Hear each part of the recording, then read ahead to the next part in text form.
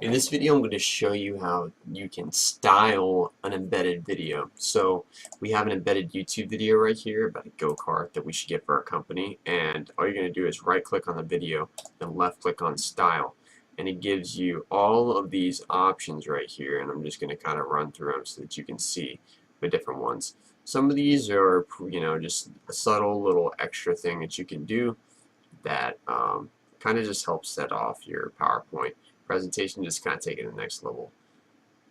I don't like some of these where it tilts it. That's just my personal thing. I kind of like this one because the shape is geometric, weird. I don't know. It just depends on what you're gonna actually try to do. I really don't like the oval one, but I mean it's all up to you. You got some that tilts it every different way, adds borders.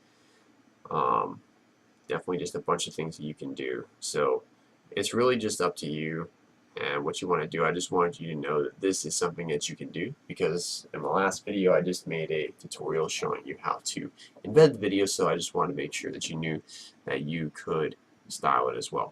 So anyhow, that's how to style an embedded video inside of PowerPoint, and thank you for watching.